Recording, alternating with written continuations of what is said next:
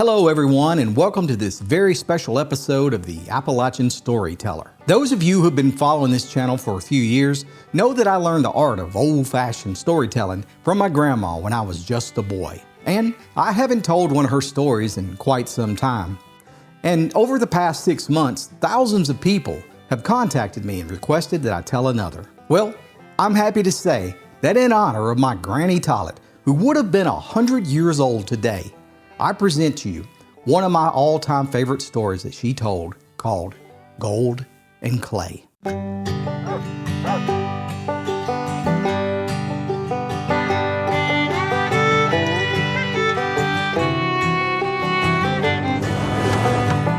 Well, come on in here, child, and grab yourself a seat. We're just about to get started. And Granny Tollet smiled as she pulled out a chair from her sewing nook and placed it at the table. Then she put out another plate for me. There on the table was a loaf of Granny's salt rising bread, a plate of golden butter, a fresh pitcher of buttermilk, and a bowl of bee honey still on the comb. As I surveyed the spread, I spoke up. Well, Granny, where's the meat and the taters? Is there going to be any pie? Granny Tollet chuckled and started out. Well, I tell you, it does look like Clara Lawson's dinner party, now don't it? It ain't fancy, I'll give you that. But for what it is, there's plenty of it. Well, who was Clara Lawson and this dinner party you speak of?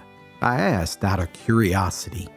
Eat your supper, child, and then we'll talk about Clara Lawson, laughed Granny Tollet. If I'd have thought before I spoke, which I hardly ever do, I wouldn't have mentioned Clara Lawson, for I know that you won't let me see any rest until I tell you all about her. Just like that, Granny set out into one of her stories that made her a legend of my childhood. And as I spread butter and honey on my bread, I settled in for another masterclass in storytelling.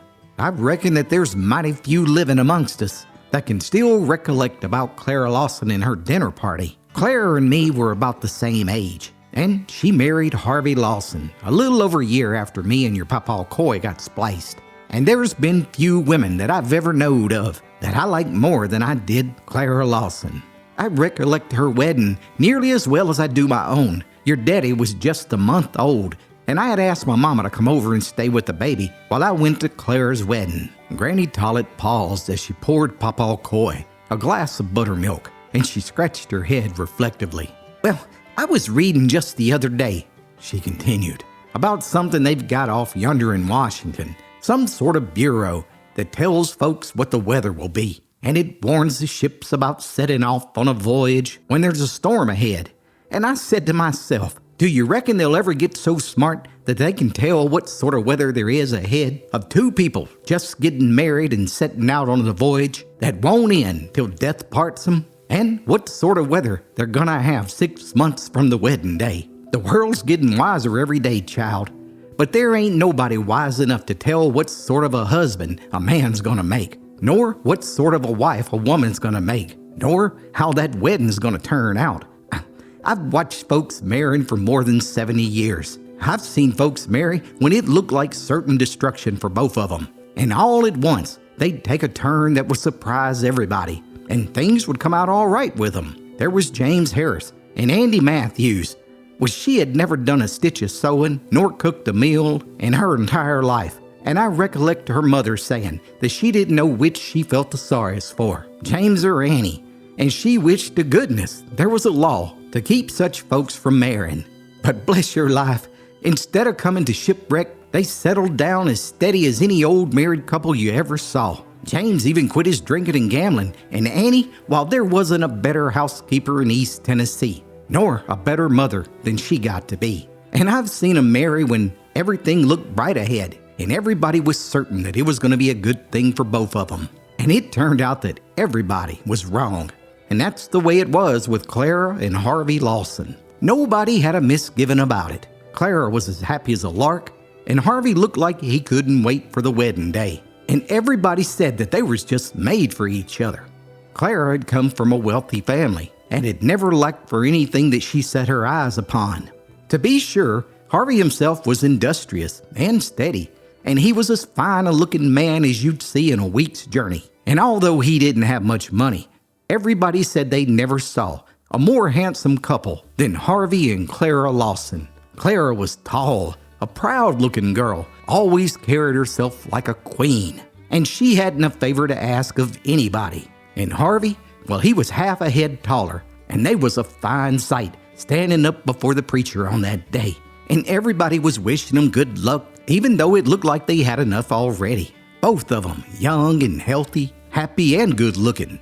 The wedding came off about 4 o'clock in the evening, and we all stayed to supper. And after supper, Harvey and Clara drove over to their new home.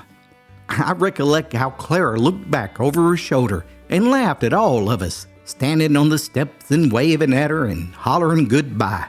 You see, child, it was the fashion in that day for all the neighbors to entertain a newly married couple. Some would invite them over for dinner and for supper, and then the bride and the groom would have to do the same for the neighbors. And just like that, the honeymoon would be over and they'd settle down and go to work like ordinary folks.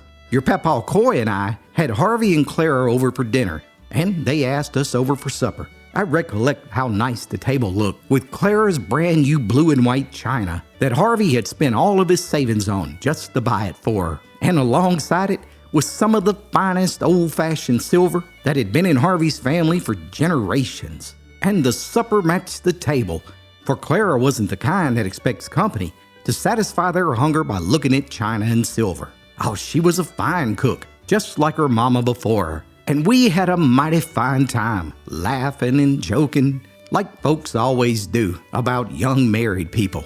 After supper, we all went out on the porch, and Clara whispered to me to come in and see her new set of fancy china that was in her china cabinet. You know how proud a young woman is of such things. She showed me all of it, and even all the back part of the house. And it was all so beautiful and neat, and all I could do was tell her how happy and how proud I was of her. Well, when we went back into the dining room on our way to the porch, if there wasn't Harvey bending over the table counting the silver teaspoons. A man always looks out of place doing such things, and I saw Clara's face turn red all the way down to the roots of her hair, but nobody said anything, and we passed through and left Harvey still counting. It was a little thing, but I couldn't help thinking how strange it was for a man that hadn't been married 2 weeks to leave his company and go back to the table just to count spoons. And I asked myself how I'd have felt if I found your Papa Coy counting spoons during our honeymoon. And although Harvey had just spent his life savings on buying that there set of china for his new wife, well, Clara, she was the type that would always have some sort of craving for something new or something shiny. And she hadn't realized it yet, but this would be something that Harvey would never be able to live up to.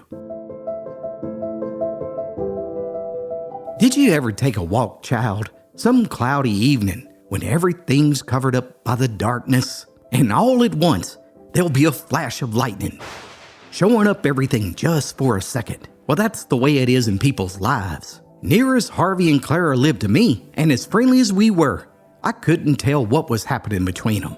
But every now and then, as the months and the years went by, I'd see or hear something that was like a flash of light in a dark place. Sometimes it was just a look, but there's mighty little a look can't tell. And as for actions, you know, they speak louder than words. I recollect one Sunday, Harvey and Clara was walking ahead of me and Papa Coy. There was a little rough place in the road just in front of the church, and I heard Harvey say, "Oh, don't walk there. Come over here on this side where it's smooth." Now, I reckon Clara just thought Harvey was thinking of her feet, so she stepped right over to the side of the road right next to him when he said, "Don't you know them stones will wear out your shoes quicker than anything?" And bless your heart, child, if Clara didn't go right back to the middle of the road, and she took particular pains to walk on the stones just as far as they went. Now, it was a little thing, to be sure, but it showed that Harvey was more thinking about his wife's shoes than he was of her feet. And that ain't a little thing to a woman. Then again, there was a time when me and your papa was passing Harvey's place one evening, and a storm was coming up, and we stopped in to keep from getting wet. Clara had been to town that day, and she had on her best dress. Oh, she was a woman that looked well in anything that she put on. Plain clothes couldn't make her look plain, and she set off a set of fine clothes as much as they set her off. Well, me and your papa took seats on the porch, and Clara went right in the hall to get another chair. And I heard the back hall door open and somebody come in, and then I heard Harvey's voice. "Go upstairs and take off that dress. What's the use of wearing out your best clothes at home?" And before he got his last words out, Clara was back on the porch with a chair in her hand, talking to us about our trip to town, and looking as unconcerned as if she hadn't heard or seen Harvey. It was about this time that I'd made up my mind that there was some trouble between Harvey and Clara. I don't reckon any man knows how a woman feels about stinginess in their husbands, but I believe that most women would rather live with a man that had killed somebody than one that was stingy. And Clara, well, she was never used to anything of that kind. For her father, old man Jerry Lawson, was one of the freest-handed, richest men in the county. All it was come on in and make yourself at home with everybody that darkened his door. And for a woman raised like that, and now here Clara was having to live with a man like Harvey, who didn't have a lot of money and was trying to take care of everything that he had, well, this was the hardest thing that could have happened to Clara. However, she carried her head high and laughed and smiled as much as ever. But there's a look that tells plain enough whether a woman's married to a man or whether she's just tied to him and staying with him because she can't get free. And when Clara wasn't laughing or smiling, I could tell by her face that she wasn't as happy as we all thought. Give someone you love the gift of old-fashioned storytelling. 4 books for the young and old alike that will make your heart smile. Click the link below to order your copy of the Appalachian Storyteller today.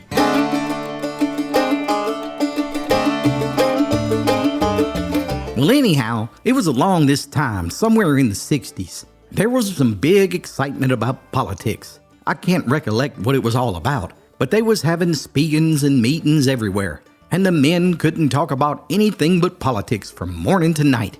Papa Coy was going to town every week to some meeting, and finally they had a big rally and a barbecue over in Morgan County. One of the speakers was Judge McGowan. Now, he was a cousin of Harvey Lawson's on his mama's side. Well, when Harvey heard that his cousin was going to be one of those big men down at the speaking, oh, he was mighty proud, just as anybody would have been, and nothing would do but he must have Judge McGowan to eat dinner down at his house. Now, some of the menfolk objected to this and said that the speakers ought to eat at the barbecue, but Harvey said that blood was thicker than water with him, and no cousin of his was going to come to Morgan County and get away without eating a meal at his house. So it was fixed up that everybody else would eat at the barbecue, and Harvey was to take Judge McGowan over to his house for a family dinner party. I dropped in to see Clara 2 or 3 days before the speaking, and as I was leaving, and I said, "Honey, if there's anything I can do to help you with your dinner party, just let me know." And she said,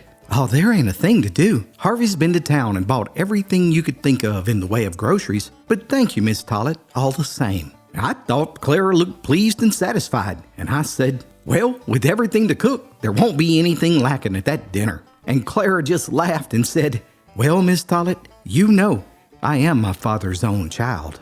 Well, the day come, and Judge McGowan made a fine speech, and Harvey carried him off in his new truck, just as proud as a peacock. I recollect when I sat down at my table that day, and I said to myself, I know Judge McGowan's going to have a dinner today that he'll remember as long as he lives. And it wasn't until years afterward that I heard the truth about that dinner.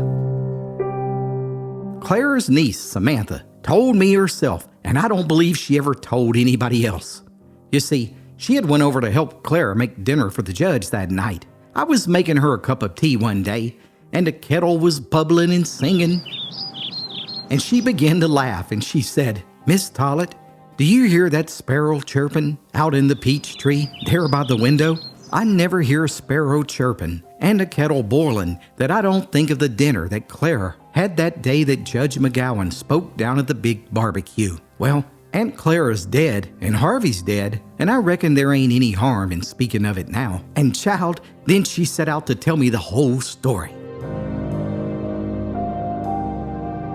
Sarah said that when she went over that morning bright and early, there was Clara sitting on the back porch sewing. The house was all cleaned up, and there was a big pan full of greens on the kitchen table, but not a sign of the company dinner anywhere in sight. Clara spoke up as bright and pleasant as possible and told her just to sit down and rest herself.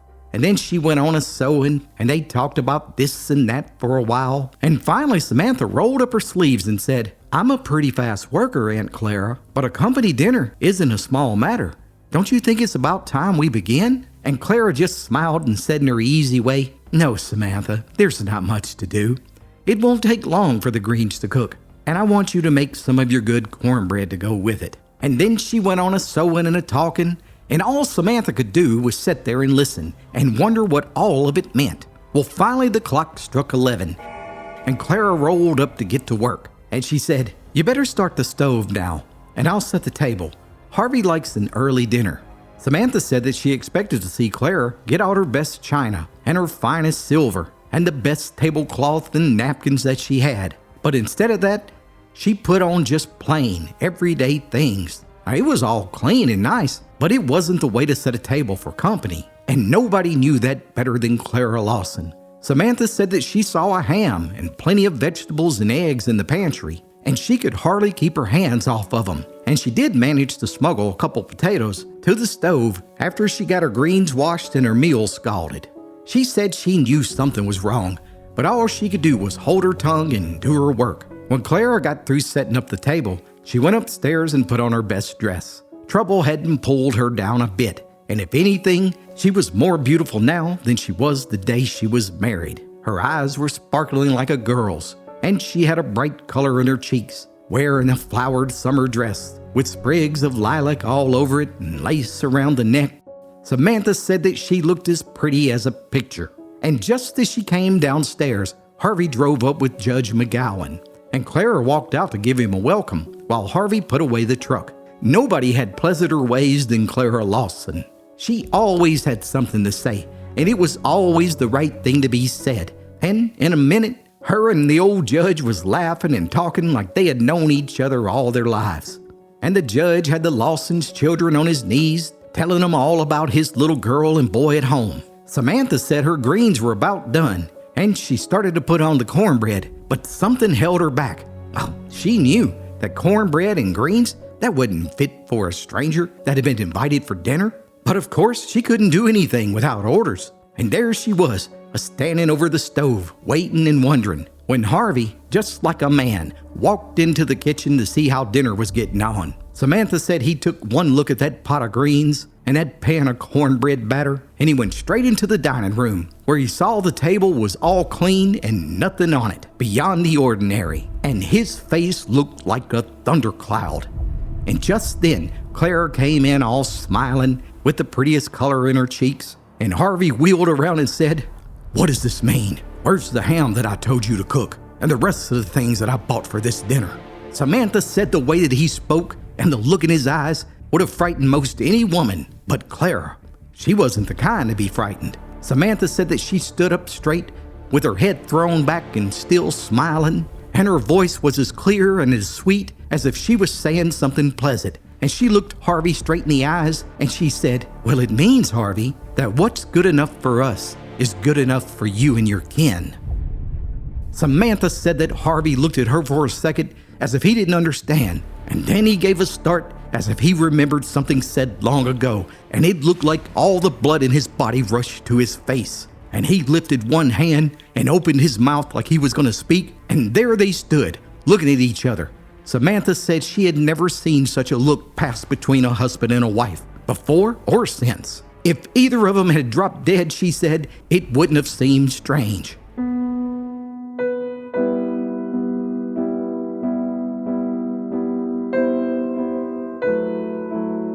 Child, I read a story once about two men who had quarreled, and one of them picked up a little rock, and he put it in his pocket. And for 8 years, he carried that rock, and once a year, he would turn it over. And at last, one day he met the other man that he hated, and he took that rock out that he'd been carrying for so long, and he threw it at him and struck him dead.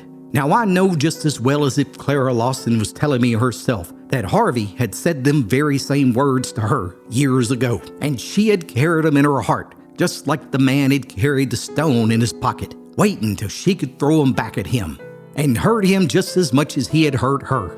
Samantha said that Harvey and Clara just stood there, facing one another, And in that moment, she could hear a sparrow chirping outside and the tea kettle boiling on the stove, while she stood there watching them, feeling like she was being charmed by a snake. She said the look in Clara's eyes and the way she smiled made her blood run cold. And Harvey, well, he couldn't stand it.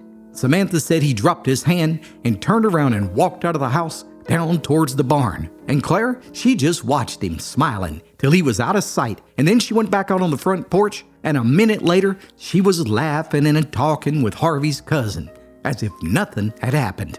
Well, for the next half hour, Samantha said she made her two hands do the work of four. And when she put the dinner on the table, it was nothing to be ashamed of. She'd sliced some ham and fried it, and made coffee and soda biscuits, and poached some eggs. And when Clara and the judge sat down at the table, Harvey still hadn't returned. So the old judge said grace, and he looked around and he said, "Well, how did you know, cousin, that pork jowl and greens is my favorite dish?" And while they was eating the first course, back in the kitchen, Samantha had made up a pie crust and had a blackberry pie ready by the time they was ready to eat it. The old judge was a plain man and a hearty eater, and everything just pleased him. When they first sat down, Clara said, "You'll have to excuse Harvey, Cousin Samuel. He had some farm work to attend to, and he won't be in for some time." And the judge, well, he just smiled and leaned across the table and said, "Well, I hadn't missed Harvey, and I ain't likely to miss him when I'm standing here talking to his pretty wife." Samantha said she had never seen a meal pass off better. And when she looked at Clara, a joking and a smiling with the judge, and waiting on the children so kind and thoughtful, she could hardly believe that it was the same woman that had stood there a few minutes before with that awful smile on her face and the evil look in her eyes that she had given her husband till she stared him down. She said she expected Harvey to step in any minute, and she kept things hot while she was washing up the dishes. But by 2:30, there was still no Harvey, and pretty soon, here came Clara out in the kitchen when she said, "I'm going to drive the judge to town, Samantha, and when you get through cleaning up, just close up the house. Your money's on the mantelpiece in the dining room." And then she went out in the direction of the stable, and a few minutes later, here she come driving back in the truck. Her and the judge got in with the two children, and they drove off to catch the 4 o'clock train. Samantha said she straightened up everything in the kitchen and the dining room, and then shut up the house and she went out into the yard. But when she walked in the direction of the barn, there was Harvey, standing in the pasture. She said his face was turned away from her, and she was glad that it was, for it scared her just to look at his back. And he was standing there just like a statue, his arms hanging down by his side, and both of his fists clenched. And it looked like he had made up his mind just to stand there till Judgment Day. Samantha said she wondered many a time how long he stayed there, and whether or not he ever did come up to the house.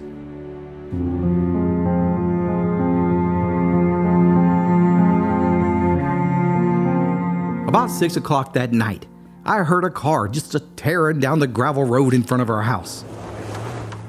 I'd just washed the supper dishes, and me and your papa was out on the back porch. There was something in the sound of the way that car was sliding around the curves that told me it was carrying bad news. And I jumped up and I said to Coy, "Something awful has happened." And I could hear the sound of that car coming nearer and nearer, and we rushed out to the front gate and looked up the road, and there was Sam Amos in his Plymouth Duster. And the minute he saw us, he hollered out, "Mr. Tollett, get ready as quick as you can and go to town. Harvey Lawson has had a stroke, and I want you to bring the undertaker out here right away." Sam stopped at the gate and told us all what had happened. Well, I was passing Harvey's place about 5 o'clock, and I heard a youngin' crying. At first, I didn't pay any attention to it, but after I got past the house, I kept hearing that child, and something told me to turn back and find out what was the matter. And I went in, and I followed the sound till I came to the back pasture, and there was Harvey, lying on the ground, stone cold dead, and Clara standing over him, looking like a crazy woman, and all the children, poor little things, screaming and crying and scared half to death. Their truck was still running at the barn, and Clara must have found the body when she come back from town. "Well, Lord have mercy, Sam, how is Clara taking it?" I asked. But he just shook his head and said, "All the worst way in the world. She hasn't shed a single tear or spoke a single word, and she don't seem to notice anything, not even the children. But I can't stand her talking. There's too much to do." And with that, he put his car in gear and drove off.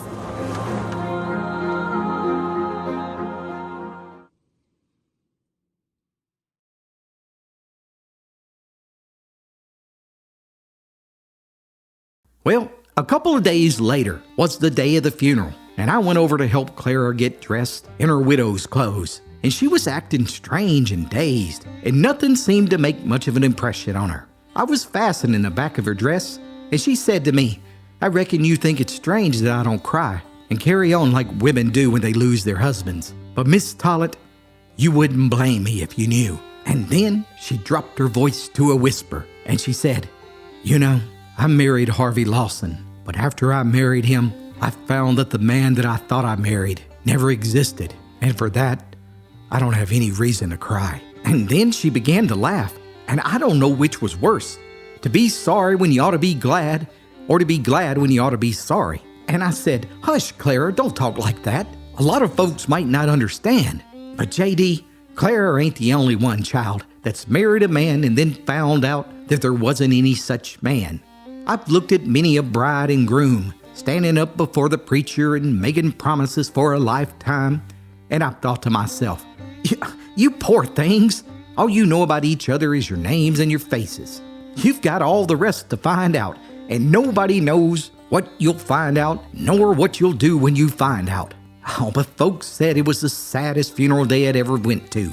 Harvey's mother and father, well, they had died long ago, and he didn't have any kin except for a brother and sister, and they lived too far off to come to the funeral. If Clara had cried, we all would have cried with her, but she just sat there at the head of the coffin with her hands folded in her lap, and her mind seemed to be in a faraway place, and she didn't even notice things that were happening around her. I don't even believe she heard the sound of the dirt falling on the coffin as we started to walk away from the grave.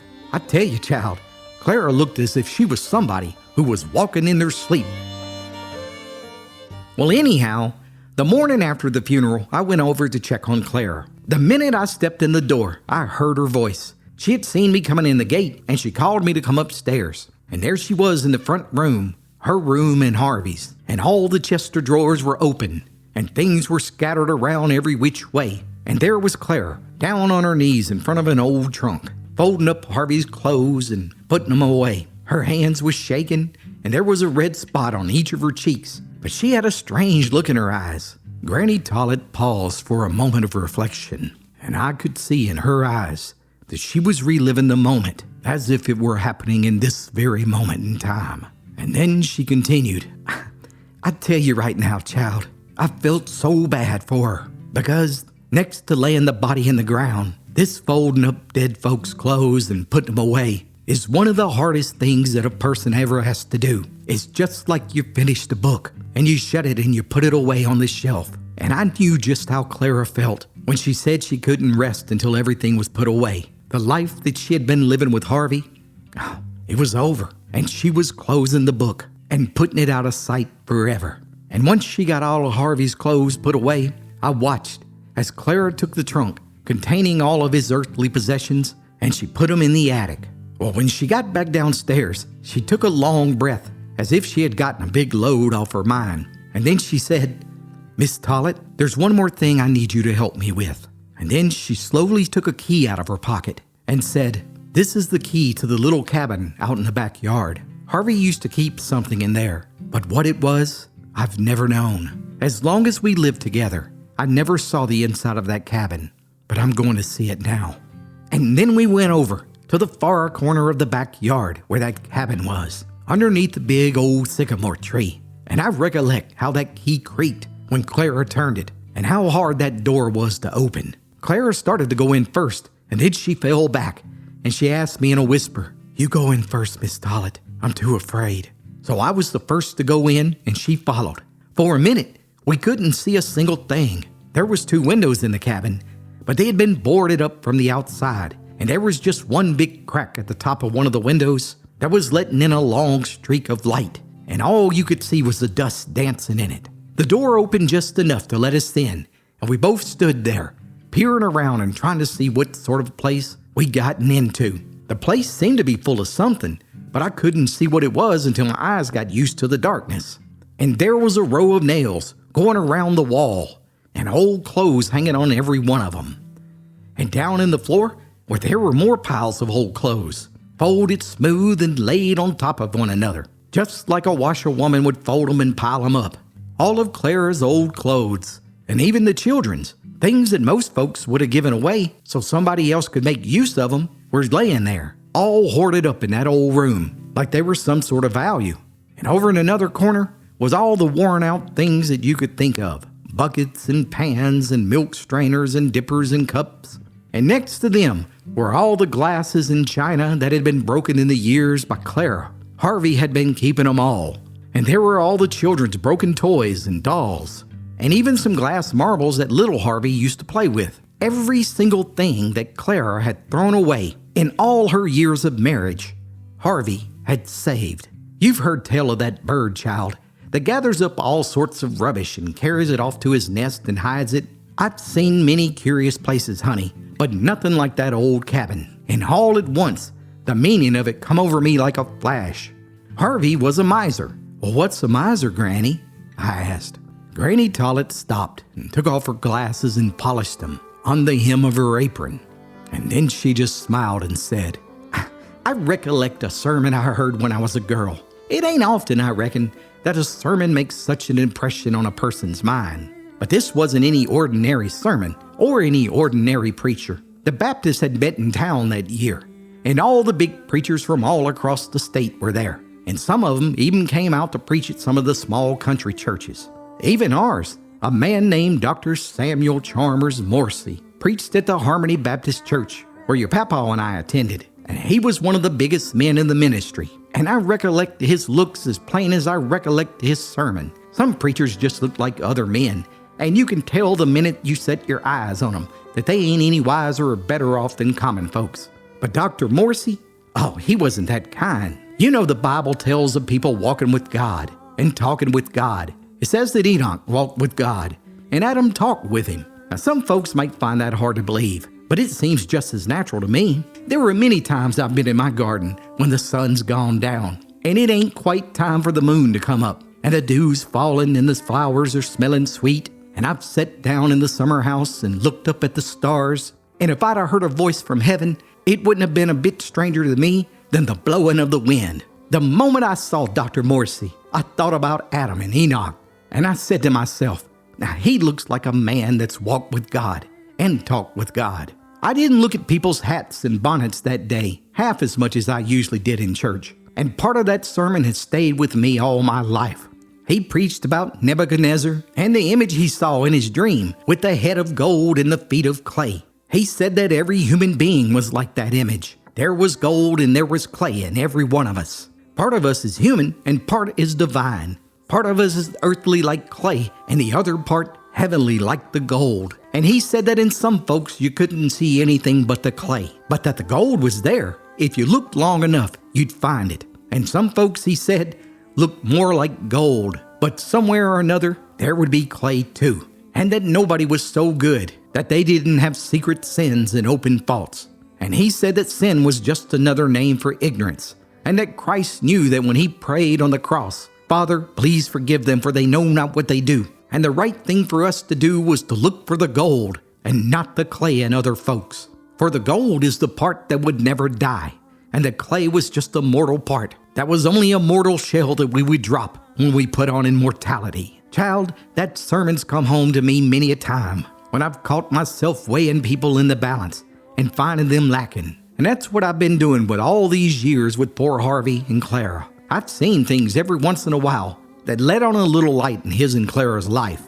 But the old cabin made it as plain as day, and it seemed like every piece of rubbish rose up in judgment against me. I never felt like crying at Harvey's funeral, but when I stood there peering around that old cabin, the tears burnt my eyes, and I said to myself, clay and gold, dear Lord, clay and gold. The same thought must have struck Clara at the same minute it did me, for she fell over on her knees, moaning and wringing her hands and crying, Lord, please forgive me. I see it all now. He couldn't help it, and I've been a hard woman. Honey, if you've done wrong to a living person, you needn't sit down and grieve over it, because you can go right to that person and set things back right. But when the one you've wronged is dead, and the grave lies between you, that's the sort of grief that breaks hearts and makes people lose their minds. And that's what Clara Lawson had to bear when she opened up the door to that old cabin and saw Harvey's humble nature And all this time, she had judged him for not providing the most fancy things for her.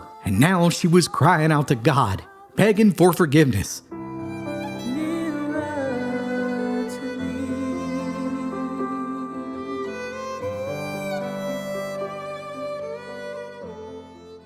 In that moment, Granny Tollett snapped back to the present and cut a slice of blackberry pie and placed it on my plate. Her story of gold and clay was now finished.